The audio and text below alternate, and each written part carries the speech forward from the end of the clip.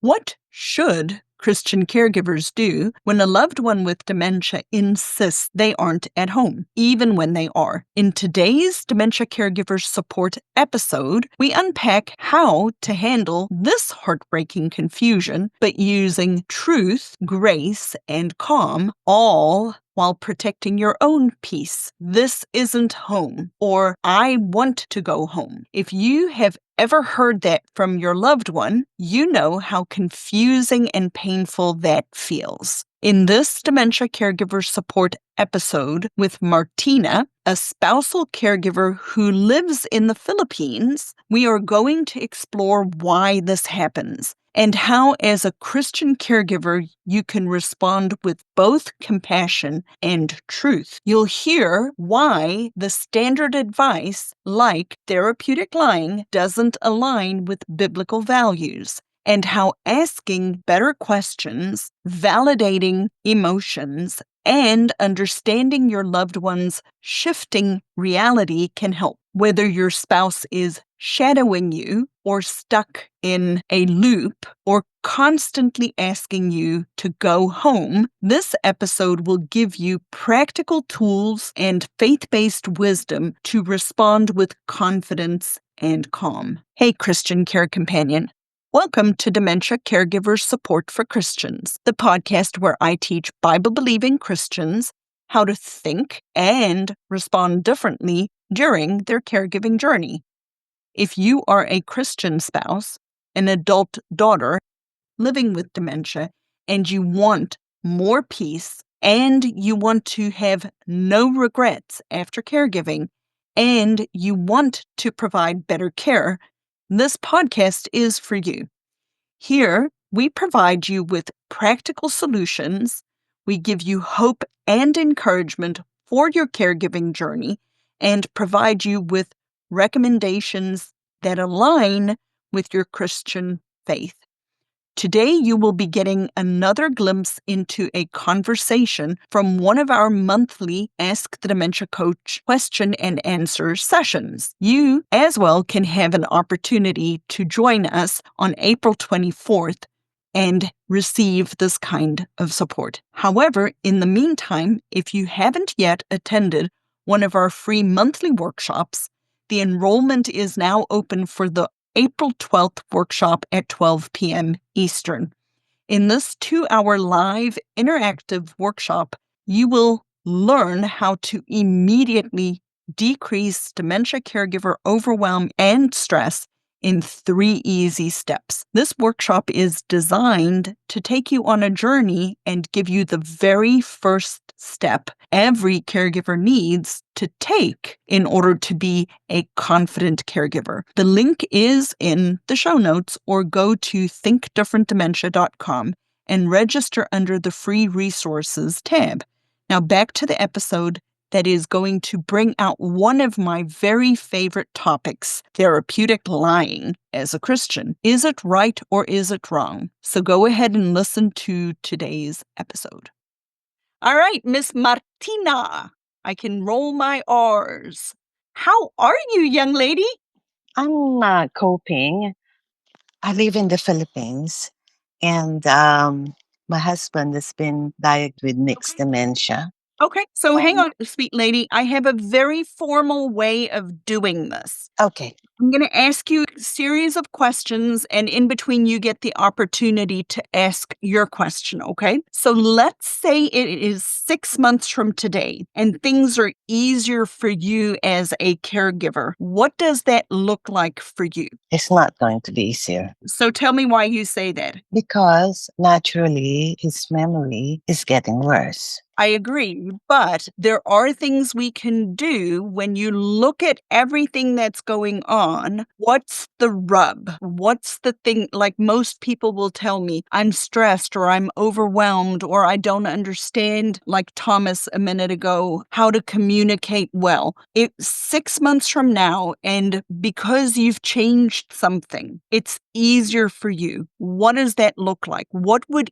easier look like for you? Like, where are your challenges? Well, my main challenge is he's shadowing me. At Okay. the moment, he's in the next room watching TV. Okay. But if I go and do my exercise class, Mhm. he wants to take me and he wants to pick me up. But I can drive.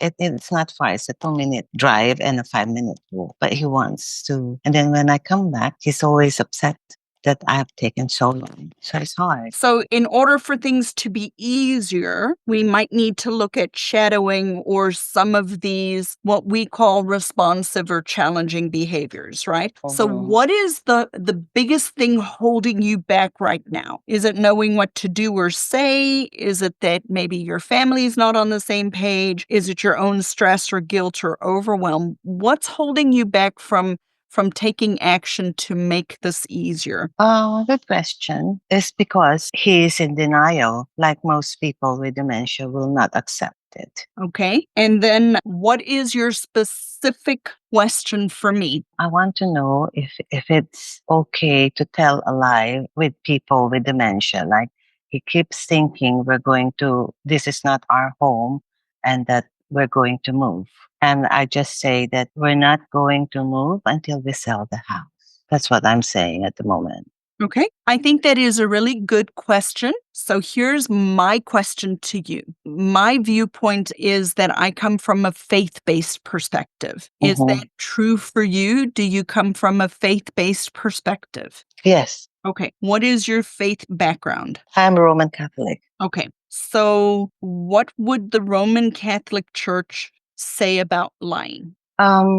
We don't discuss it. Of Okay. course, you have to pray for patience and guidance, Okay. but we don't have any a specific So avenue do that you will help us cope. Okay, what about the 10 commandments? The Bible talks about the 10 commandments, and one of them is thou shalt not lie. And the reason I'm bringing that up is because the world tells us Mm-hmm. that therapeutic lying Mm-hmm. is the best strategy in order to not make the person living with dementia upset, right? To validate their reality. So, what that looks like related to a person living with dementia could be something like, is it time to go home? And they're at home, but they think that they're going back to their childhood home and saying to them, because the person is believing that they're a 7-year-old and waiting for their mom to come pick them up, and telling them that your mom will be here in 10 minutes to take you home, right? That is a direct, flat out fabrication and a lie. Mm-hmm. Right? What I believe is that I serve a holy God who in the 10 commandments talks about thou shalt not bear false witness, which is thou shalt not lie, right?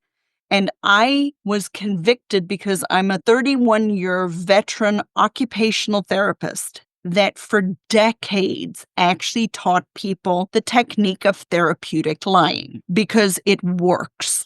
It's an effective technique. And I was in a Sunday school with a pastor. The topic of lying came up, not bearing false witness. And I actually asked him, well, what about this? Because there is truth. You cannot reason with that person with dementia. So back to my analogy, the person believes that they're going home to their childhood home, their mom is coming to pick them up. What the world says is that is their reality. You join their reality, even though you as the caregiver, the care companion, is having to tell a absolute direct lie to that person. We had a long conversation, him and I, and he actually convicted me that I serve a holy God. He is a God of truth. And so, therefore, because he is a God of truth, there has to be truth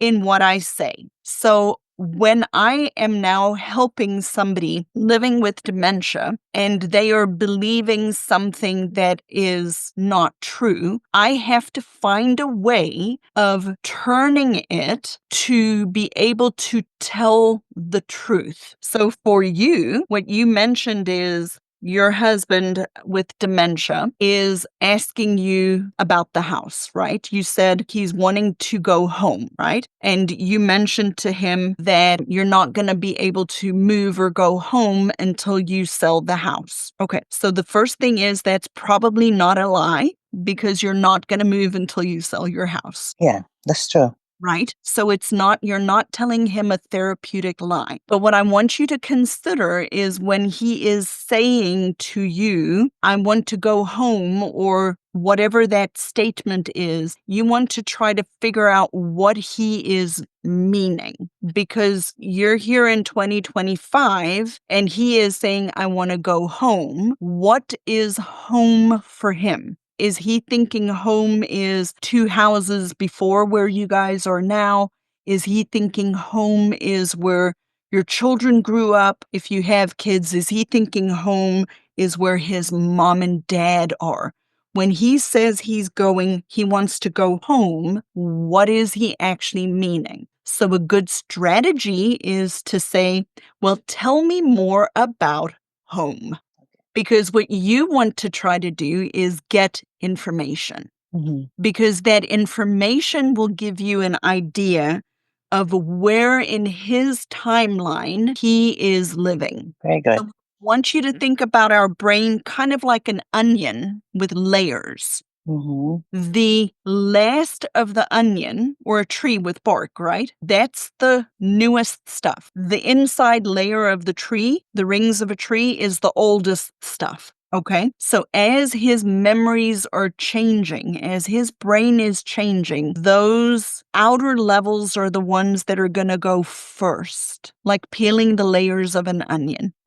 So if you cut the onion in half, where you would see the rings of the onion, not, the long way, but the halfway, right? If you were to think of the middle part of that onion as his very earliest memories and the outer part of the onion as the newest memories, each layer is being peeled back. So somewhere along that line, from the outside to the middle, is where his reality is. And your task is to try to figure out where that is. So when he says, I want to go home, well, tell me more about home. Or where's my mom? Where do you think your mom is? Well, tell me more about that. Get him talking and not you supplying the answers. Because when we supply the answers, if we don't know, we might have to lie in order to not, because we're not validating where they are emotionally. Okay. Was that helpful? Yeah, I would try that. But normally, about the home, you will say, let's go back to our home that looks like this where we are. Okay. And I'll say, this is it. This is our home. Okay. So maybe try. So that's not lying, right? So you're telling him the truth at that moment. He's just not recognizing it as that, right? Then he wants to pack his clothes, and Okay. he will say, are these things ours? Those things around us. Yes, they all belong to us. So when you are telling him these things are ours, is he okay with the response, or does it upset him? He's okay. Okay. As long as he's not getting upset. If you're saying things like he's saying, let's go back home, and you're redirecting him and saying, honey, we are home. And he's like, oh, okay. Yes, I'm home. Or whose stuff is this? Oh, and honey, this is our stuff. And he's like, oh, yes, it is. And he's not getting upset. That's okay. But if he says, this isn't our home, and starts to argue with you, this isn't our stuff, and starts to argue with you, your automatic response is going to be to try to reason with him and say it is, because you know it is. If that were to happen, it is not effective to try to reason through that process, then the strategy is, well, why don't you tell me about home? Why don't you tell me about where we're going? Why don't you tell me, ask an open-ended question to get him talking so you can see where he is and then try to redirect him from there. Okay? Okay. I'll try that. I'll try that technique next time. Okay. I never ask him where is home. I keep saying that this is our home. Right. So I have to say, I will try that. I've never done that. Let's see So how tell that me a works. little bit more about home. Good. So that's the one step you can Yeah. take today to make it a Mm. little easier for you. Yeah. Thank you. You are welcome, Martina. I'm so glad that you're here. Oh, me too. Wonderful. People who are really benefiting from the community are the people who joined earlier on before they need it and that have been active and are participating in the community, because then they already know what questions to ask and they have a place to come and they're not constantly wondering, what do I need to do? How do I need to do it? So people listening are interested in tapping into or learning about the community. I'd invite you to just go to the website, thinkdifferentdementia.com. There's a link for you to schedule a 20-minute call. There's no pressure. I'll serve you regardless of whether you join the community or not. But it is a way for you to take this relationship a little deeper, a little bit more hands-on support, because really the research also shows it's longitudinal support over time. Absolutely. Yeah. For sure. I would highly recommend Lizette. She's awesome. Tracy, I appreciate that endorsement. You And are well. thank you, everybody, for listening today. And as I try to remember, I don't always remember. May the Lord bless you and keep you, and come back and listen some more. I'm hoping to do more of these coaching style episodes on a Friday. So come back and check us out. And thank you for being here today.